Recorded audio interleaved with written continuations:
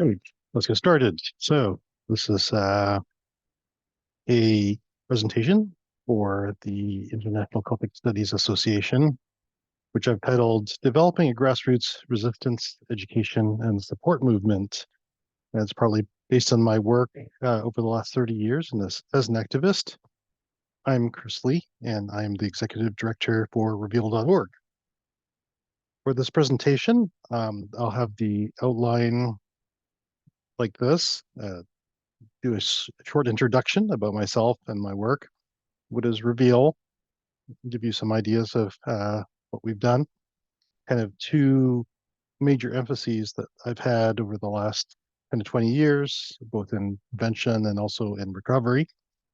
And then we'll talk about some final words, the challenge ahead. Certainly we're not done, and I don't expect that I'll be finished anytime soon. And then I'll leave some time for questions and answers. Without further ado, um, so maybe I'll start with an introduction about myself. And so I was a member of the Boston Church of Christ, one of the flagship cities in the International Churches of Christ when I was an undergraduate at MIT between 1991 and 1994. As I saw systemic issues which plagued the Boston Church of Christ, even as a college student, I thought I could improve the church. And little did I realize this is a no-no in abusive groups, in cults. I was removed from leadership and eventually kicked out. In the first few months that I was a former member, I struggled with a lot of the common problems that former members experience, those who have left cults or abusive organizations, in terms of physical burnout, emotional burnout, financial burnout, exhaustion. And like many former members, I thought that the problem was with me, that I wasn't good enough or I couldn't attend enough of their events or achieve enough of their goal. I slowly realized that the group had, not just all positive things. It wasn't, the best thing since sliced bread. There were some mixed reviews that I realized. So I did some research, reading, talking with former members and former leaders, including um, former cult specialists like Margaret Singer and Victor Shine, Steve Hessen, Dr. Jerry Jones, who had been an elder with the Boston Church of Christ, the late Kyle Dagg. So this presentation is partly a thank you letter for all these people who have taught me so much. As of June 1994, I knew I had to let others know. You realize that there are so many problems with the group that I wanted to let other people know what they were getting involved with. I became a mostly internet-based activist, including posting the first uh, post on a Usenet group called Alt Religion Christian Boston Church. And in person, I also tried to deter the Boston Church of Christ members from recruiting on campus. I started spreading awareness about this group and other groups and worked to prevent people from getting involved. I would describe myself as still a very committed evangelical Christian today, having completed my aerospace engineering degree from MIT in 1997, and then later a Master of Divinity, Gordon Conwell Theological Seminary in South Hamilton, Massachusetts in 2005. So that's a little bit about me. I maybe will pivot because this is kind of natural to talk a little bit about Reveal. So Reveal was a grassroots effort. It was nothing that told us like we had to come into being. It was three women and a laptop in the early days of the internet, and there wasn't a central repository or library of information. A lot of what we had were photocopies of news articles, or this person wrote about their experience, that person wrote about their experience. We realized as we read people's stories and interactions with the International Church of Christ that there were many problems and many themes, that this organization wreaked havoc in lives no matter where they went, across the United States, across the world. I got involved with Reveal quite early in 1995, submitting my story with the first dozen, and then was asked to join the board of directors in 1997. In 2005, with the completion of my seminary degree and my predecessor wanting to move on to law school, I was already doing the web updates, so I asked to take over as executive director. And in the last 2 decades, I've researched and educated on other Bible-based cults, including Every Nation, Tree of Life, Maranatha, Grace Point, and helped to assist in organizing some of these educational websites, such as aftergracepoint.com. And I also helped to organize support groups for former members. Think of Yanya Lalich's quote in Take Back Your Life. One of the single greatest difficulties former members face is isolation and loneliness. That is especially true for those who walk away without any counseling or support, or who are without a network of family, friends, or other former members to fill the void created by the loss of the group or relationship. Some people return to their cult or abusive partner, while others join another destructive group in a pattern known as cult hopping. Certainly, I saw this. Sometimes some people went from controlling mother to controlling group to controlling boyfriend. So in any case, many people feel like, when they leave, they're just on an isolated or deserted island, that there are a few people who truly understand what they've been through. Moreover, because of the indoctrination and various thought reform practices, such as dispensing of existence, former members were initially, and for a very long time, not able to find each other, find communities where they'd be accepted. I think that the support groups have played a very vital role for allowing people, especially, it's kind of an affinity group where people can talk about their shared experiences and their similarities, as well as some different experiences that they've had.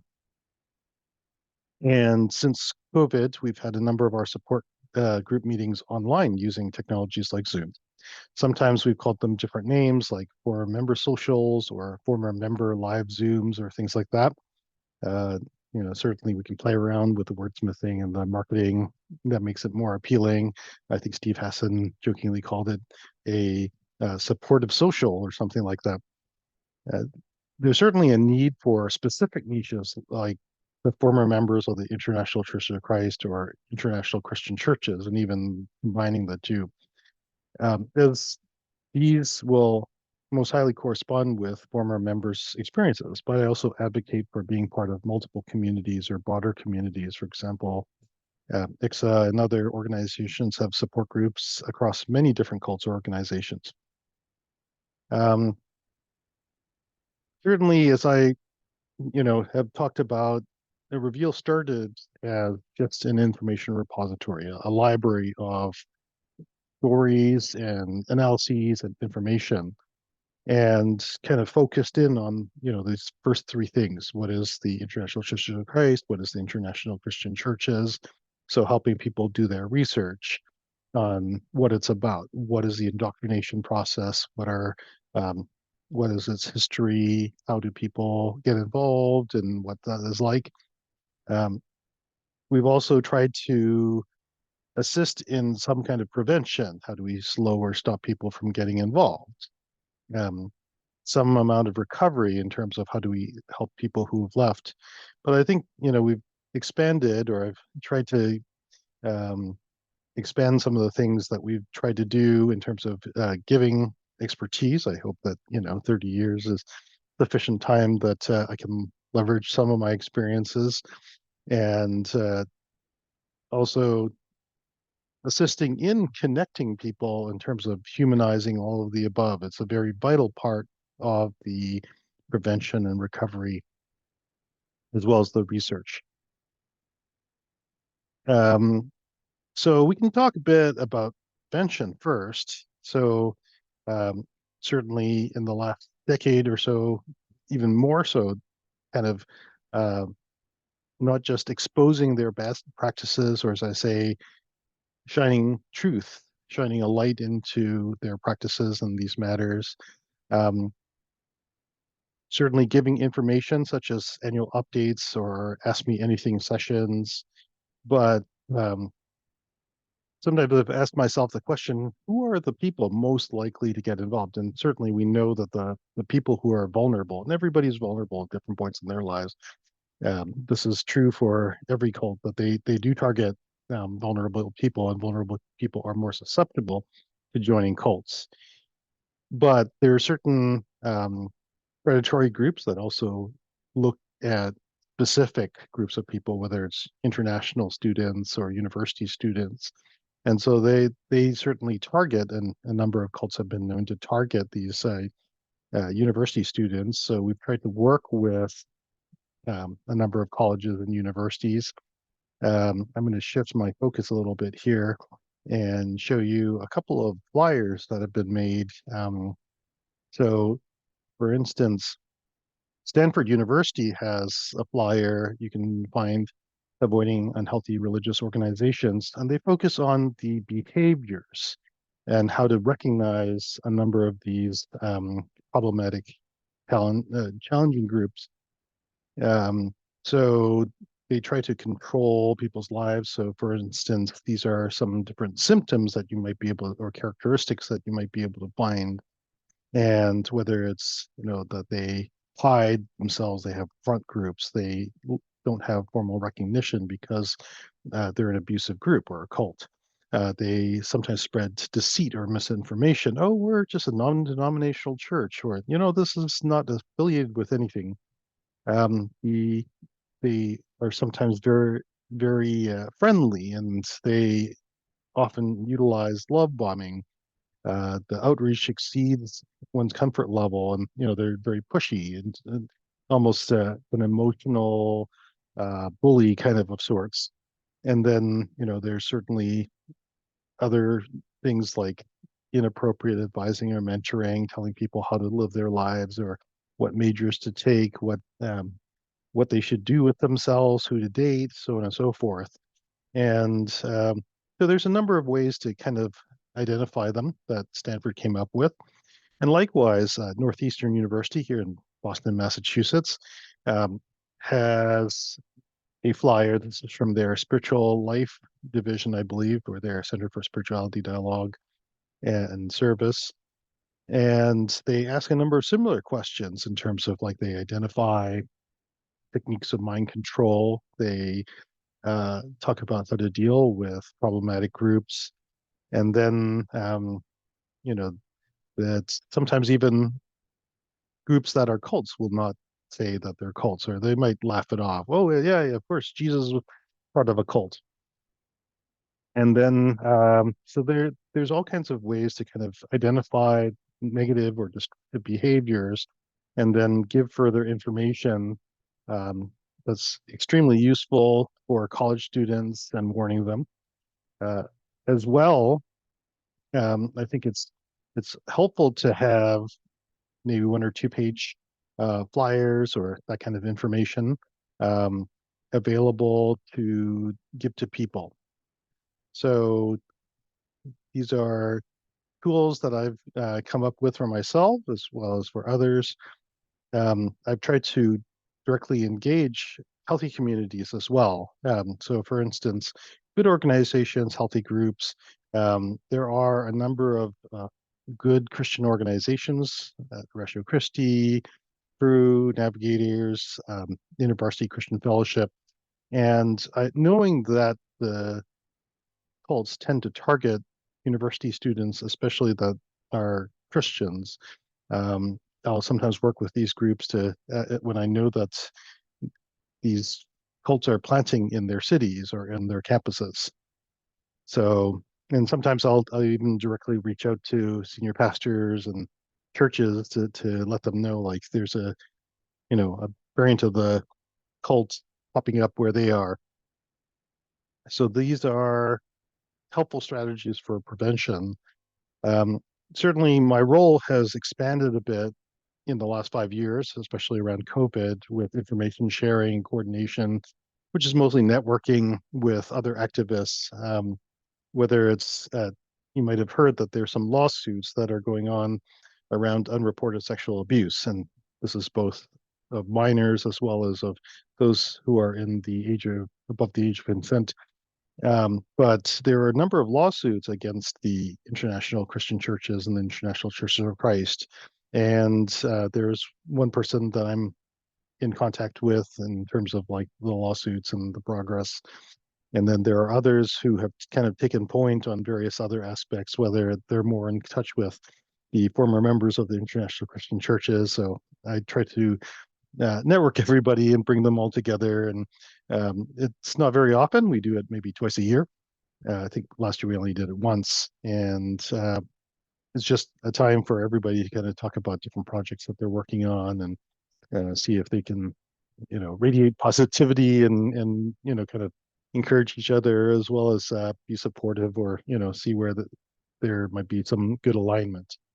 Um, and certainly emboldening and empowering others is an important aspect of my role too, as kind of a senior person in this activist space.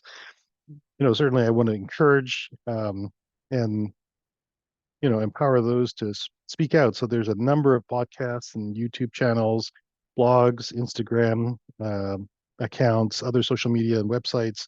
I can think of like Last Principles, Lasha Glenn and Nikita Lambert, Austin Noll's Crumpled Paper podcasts, Aldo B. Martin's Reclamation podcast, Helen's ICOC and ICC shenanigans, uh, exploringicc.org, and I'm leaving many, many, many out. Even many, one-off websites and reviews and blogs and things like that. I think it's important as an activist in my role to um, encourage those who are speaking out because this is um, countering some of the lack of critical information. Cults certainly want to silence their critics and the opposition. And even just simply by speaking the truth, we can empower the next generation of reformers and activists. Um, so I'm very enthusiastic. I don't think that I need to have a monopoly at all, and I'd love to see more people speak out and certainly work with various people. So certainly this can be a model for other groups as well. So as we've primarily focused in on the International Church of Christ and international Christian churches, I've seen that in doing my own research and in kind of exposing bad groups, sometimes I've been asked, I guess I'm seen as like a cult expert to some of my friends, and they'll say, oh, what do you know about Maranatha or Every Nation? My sister-in-law is getting involved. Or what do you know about Grace Point? And as I've taken on various cases, or whether uh, consultations or anything else, as I've dug and talked to the former member communities and gathered my information, I see a lot of the same research methods, the same tools, the same things could help other communities. So I did encourage um, a former member of Grace Point.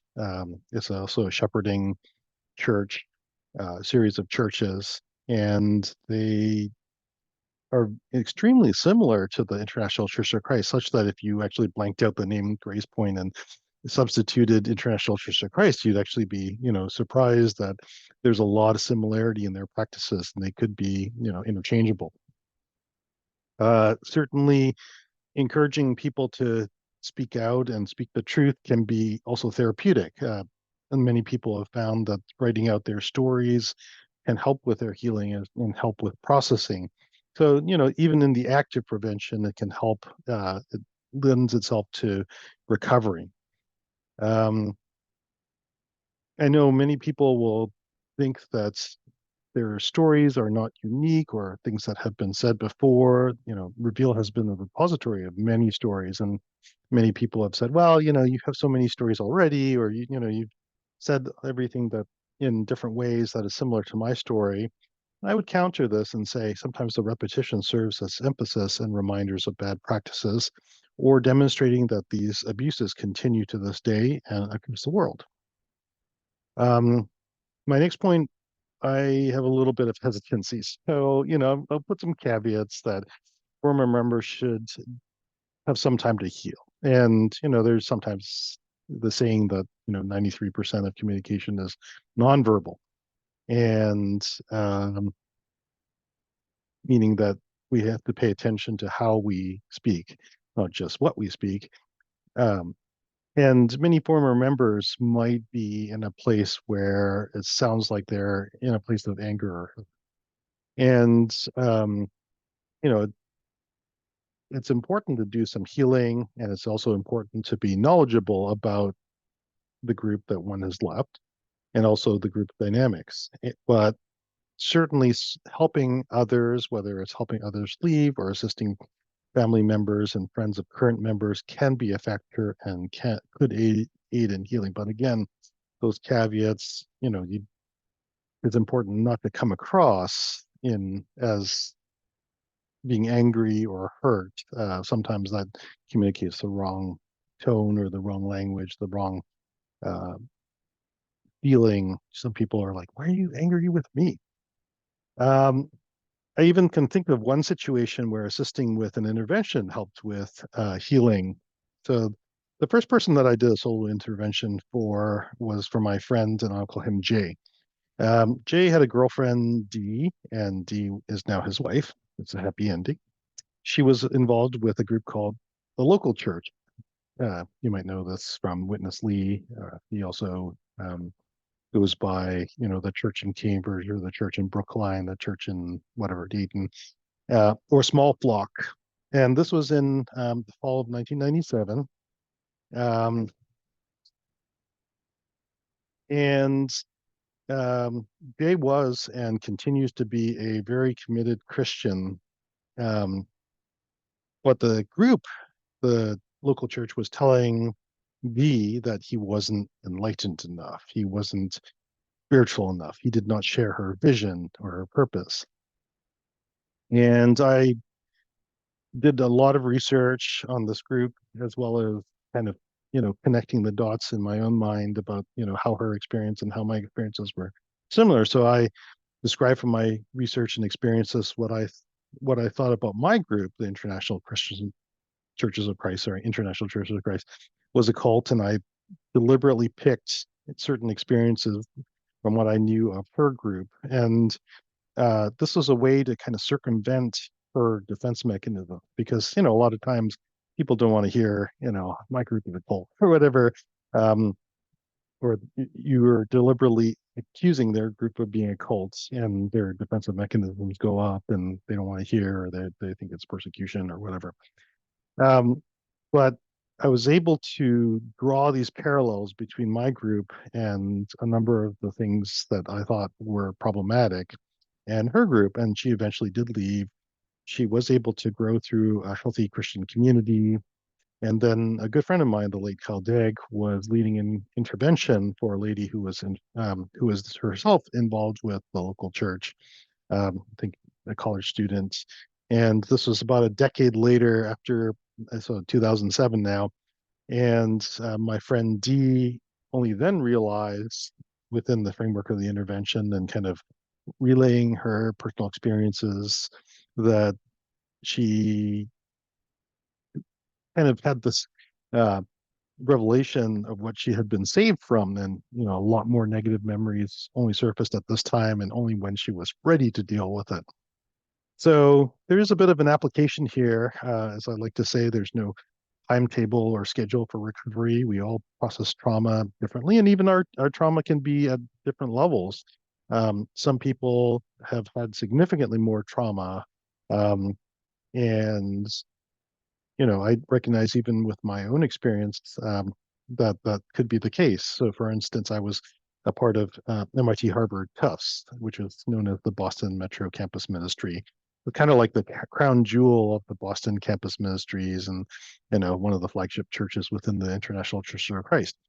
And the many of the top level leaders of the International Church of Christ recognized our ability to impact and influence many people, so we had less demands than some of our counterparts. I had friends at Boston University who told me, yeah, we have like, multiple sunrise quiet times where they'd meet with other, people either singularly or in a group. And they'd pray together, or read the Bible together. They'd have all night prayer vigils or sunrise prayer meetings. And I don't think that they could make the same demands on us, especially MIT students, we were pretty sleep deprived, and there were some weeks where I had 1 to 2 all-nighters a week.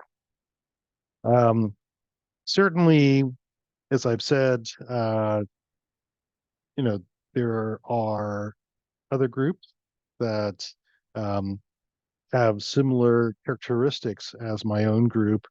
So I mentioned after Grace Point a bit. So Grace Point is a series of churches, and they maybe are a little bit more Southern Baptist like, but they're also into the very heavy shepherding. So maybe what is shepherding? That's like people who are more senior, more in the leadership roles. They act as a mediator between the member and God. They tell them what to do with their lives. They speak for God, command people authoritatively or in an authoritarian manner. And in talking with some of the former members, I realized that this is also problematic in their communities. Um, so I talked with one former member who had some resources, and he kind of asked me, "Oh, what should I do?" And I was like, "Well, certainly put together stories. Those are easy to kind of find, and you can't debunk a story. That's somebody's experience, and then gather analyses and resources, even uh, whatever you find that's helpful. Research, fact check other groups, and connect with knowledgeable former member communities." So he put together After Grace Point. That's been very helpful. I'm thrilled that resource is now available. So maybe I'll switch gears a little bit and talk about recovery.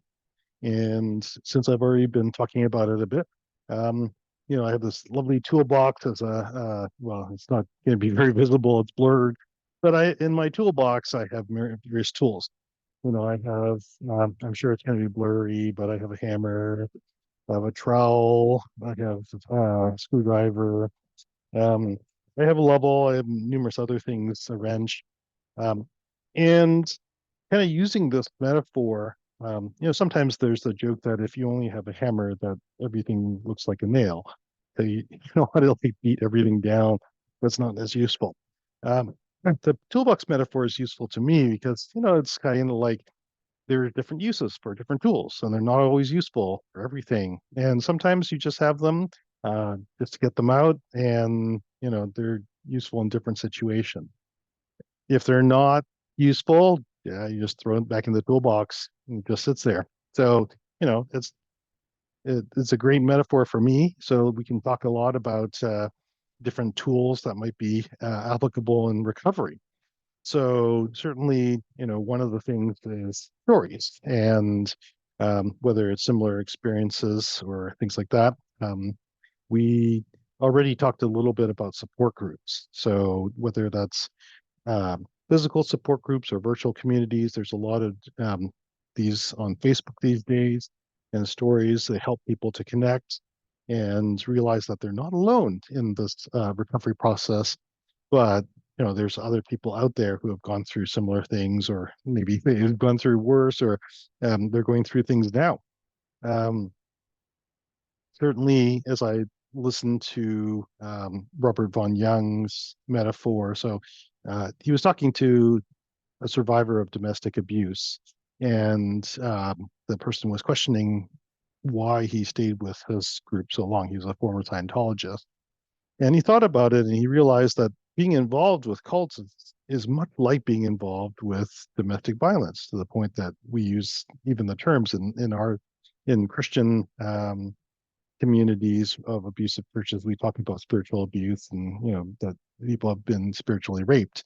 So it's important to be able to share those stories, and to recognize that abuse, and not to justify it, but certainly we work to end these problems. Sometimes a safe topic or safe entry point is history. So I know a lot of people are bored by history. I find it personally fascinating, and it's very useful for me. So, whether it's talking about world history, or whether it's talking about specifically cult's history. So, for instance, with the International Church of Christ, we can trace a lot of its core beliefs and practices through the history of the Stone Campbell or the American Restoration Churches of Christ. There was a desire to return back to the New Testament, primitivism. There's this desire for unity, specifically structural unity. There's emphasis on emotion as a demonstration of positive spirituality, whether that's conviction of sin or enthusiasm towards uh, certain spiritual practices. There were certain hermeneutics or interpretational techniques, like assuming that the Bible is easy to be read and does not need further interpretation, or we can't have things that aren't mentioned in the Bible. That's in the churches of Christ that sometimes exist in the international churches of Christ. Um, so on and so forth. Whether it's the 5 points of salvation, or whether it's like the vigorously disparaging others who had differences even in matters of opinion. Those existed in the churches of Christ before the international churches of Christ. Certainly exploring the history of various movements can help us understand some of the bad practices, and as well as some important you know turning points in its history. So uh, there's a number of things that we can kind of look at. History can is a little less personal, or is a little bit more hopefully factual, or things like that we can kind of talk about, and is a good way to kind of explore a group. They have this little picture as based on um, Elizabeth Kubler-Ross's 5 stages of grief, or grief model, and I think it's helpful. Certainly, many people are grieving, and especially ex-members, whether it's loss of community, loss of friendship, betrayal of friends, betrayal of trust, loss of a dream, losing one's ideals. Um, I think of it more like a grief spiral. So, it could kind of fluctuate in between anger, bargaining, depression. You go clockwise, counterclockwise, and sometimes have to go through it a few times before we're able to make sense of it. And hopefully, the end point is integration. But it's sometimes useful to talk about this. I know a number of former international Church of Christ have become grief recovery specialists, and they find this particularly helpful. Um, Certainly, as we've talked about, you know, there are different ways to talk about what is a cult, and without being accusatory that the International Church of Christ, or whatever group is actually a cult. So um, we can talk about other organizations. What makes them a cult? We could illustrate that with various factors. We could look at Lifton's criteria of thought reform. We could look at the Steve Hassan's BITE model. That's behavioral information, thought, and emotional control. Could certainly look at Steve Hassan's influence continuum, dealing with healthy versus unhealthy influence. Um, and looking at these factors might help us understand, like, okay, why is our group labeled a cult?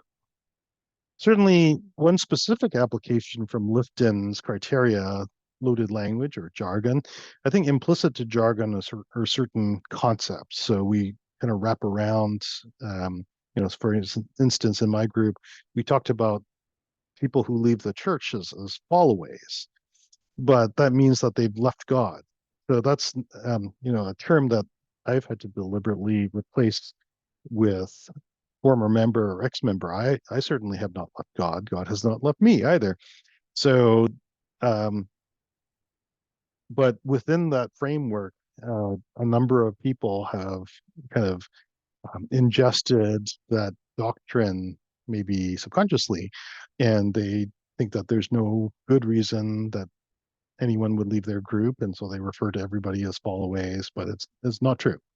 Um, so in my own parlance, I've tried to deliberately redefine certain words, including the jargon, and whether it's followaways or things like that. Uh, Certainly, triggers is a big problem. Uh, whether it's songs or words or phrases, sentences, Bible translations. There's a number of techniques of dealing with that, like analyzing, desensitizing, reassociation.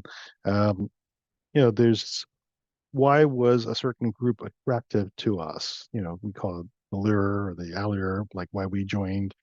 Um, that can be a good point of discussing things. Um, Revisiting what safe people look like, establishing healthy boundaries. There's also, I think a lot of people feel betrayed because they are forced to divulge too much, and then that trust is not held confidential. That they find that their deep dark secrets, their sins are held against them and revisited. So it's hard for them to trust again.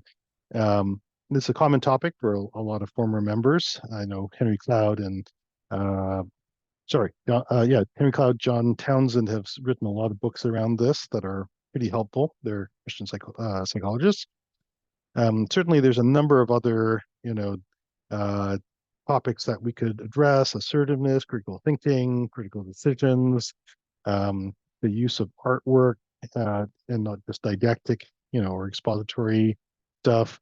I would love to see a good movie that really embodies what a cult would be like. Not just, I think there are a number of metaphors, whether that's Equilibrium or The Matrix or The Truman Show or things like that. But, it'd be really fascinating to explore some cult themes in the context of like, a movie or something like that. Certainly, there are numerous materials that are out there, and the whether there's books, whether Christian or not, there's articles, podcasts, videos. Um, I think that it's necessary to provide a number of different forms, partly because we're all different and we all think differently and act differently. For instance, with COVID, I kind of found out a lot of my um, American friends love to drive. So podcasts are great. They like to listen for 30 to 40 minutes or 45 minutes or to an hour, things like that. Um, I think, there's a lot of great materials out there and, even some amount of theological or biblical materials in terms of analyzing why cults are practicing bad, hurtful Christianity, abusive Christianity. And I also recognize that there are a number of people who have left who are post-Christian, and that has to be respected and handled with a lot of care. um, I think that certainly, as I'm still a Christian, I see that my task will be never done. There were false prophets in the Old Testament. In the time of Jesus, some of the religious leaders were said to devour widows' houses. There are false teachers in the New Testament. When I was reading Christian sociologist Ron Enroth's Churches That Abuse, there's at least 4 centuries of abusive churches recorded in American history. So maybe I'll shift gears and talk about the challenge ahead. So much of the materials that I've seen are in English, and there's a wealth of information, but not so much in outside of the English speaking world. So I'd like to recognize a lot of other people who have tried to help, whether it's Emmanuel Velardo, who's translating some of our materials into Spanish, or Victor Gonzalez Jr., Kessie and David Larson, who are helping in the Nordic areas and trying to help former members. Larry Halila, who's in Helsinki, Finland, very multi-talented fellow, great in mathematics, trying to help there. Zabolch and Edith Gora, who are in Hungary, and a guy named Ruslam, who's in Russia, who's doing translation. He owns reveal.ru. These are very important works. And I think there's sometimes a dangerous tendency to assume that much of our materials are merely, to recognize that, are these churches or cults are merely an American or Americentric phenomenon, but actually that these apply systemically, and we have to discern whether these, analyses should be applied globally. Certainly, organization of these materials and publicity, getting the word out is very important. I'd love to see, my materials, and I've hinted a lot of these things that I'm working on. I'm going to work on a podcast as well as some, presentation slides. Um, I hope to present it into different formats, whether, it's like the 18-minute TED Talk or a very minimalist under 10-minute version so that people feel like they're getting quite a bit of content. They can dig into it deeper as they want, but they can get an overview within 10 minutes, and it doesn't have to be super long, and there's some sense of progression through it all. In any case, that's kind of what I see. And I'm hitting around the 40-minute mark, so I'll end my presentation here and turn it towards questions and answers. Thank you very much for your time.